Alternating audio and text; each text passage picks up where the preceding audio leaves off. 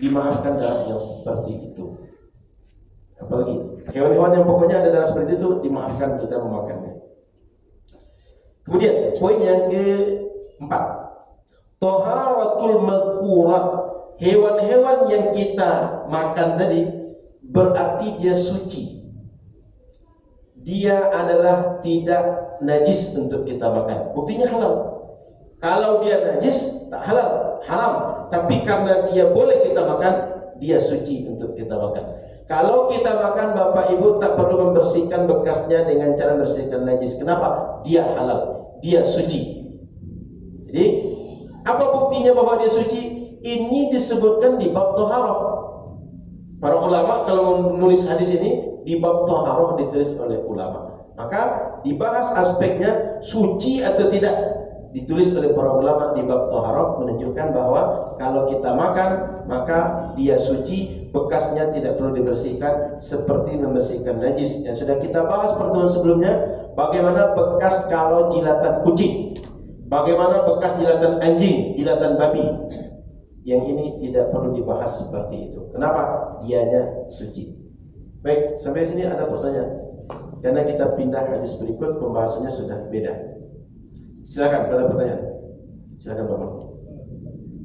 Saya boleh ceritanya terkait penjelasan tadi tentang hadis waktu. Jadi dalam hadis itu kan disebut saya kalau Rasulullah, berarti kan makhluk sebenarnya. Sampai Rasulullah, kalau saya tidak dikatakan waktu, berarti kan tidak ada keluar Rasulullah. Baik, jadi Pak Mul, para ulama hadis ketika mengatakan qala Rasulullah sallallahu alaihi wasallam, bagi sebagian orang hadis ini adalah marfu' kepada Rasul. Ternyata ketika diteliti oleh yang lain, maka tadi ada pendapat Imam Baihaqi, ada pendapat Imam Nawawi, diteliti oleh sebagian orang, ternyata ini bukan dari Rasul, hanya perkataan Ibnu Umar. Ya, Ibnu Umar mengatakan ini dari Rasul sallallahu alaihi wasallam. Imam Nawawi kemudian memberikan jalan tengah. Apa jalan tengahnya? Ini adalah didapat dari Rasul, tapi redaksinya dari Abdullah bin Umar. Paham boleh?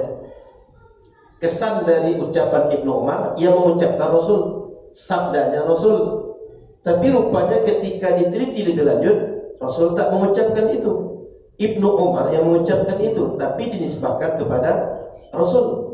Dari mana Ibnu Umar begitu? Kata Imam Nawawi, Ibnu Umar beliau tidak menyebutkan berdasarkan isi kepala dia, tapi daripada didapatkan dari Rasul sallallahu alaihi wasallam. Cuma redaksinya diungkapkan dengan redaksi beliau.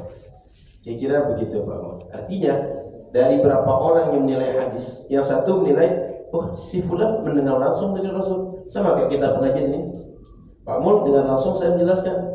Ada orang yang dia tak mendengar langsung, dia cuma duduk depan. Begitu selesai pengajian dia tanya, Pak Mul tadi apa hadis dibaca? Kira gitu. Pak Mul cerita.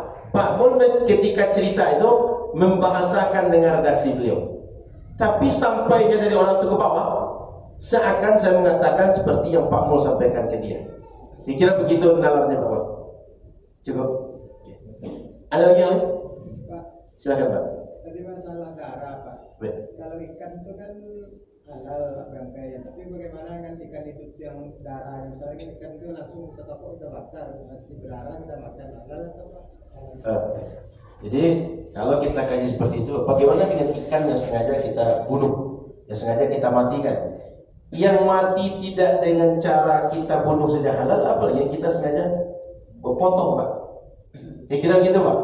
Jadi ikan itu secara umum dia halal, tapi halalnya dimakan ketika dia sudah mati.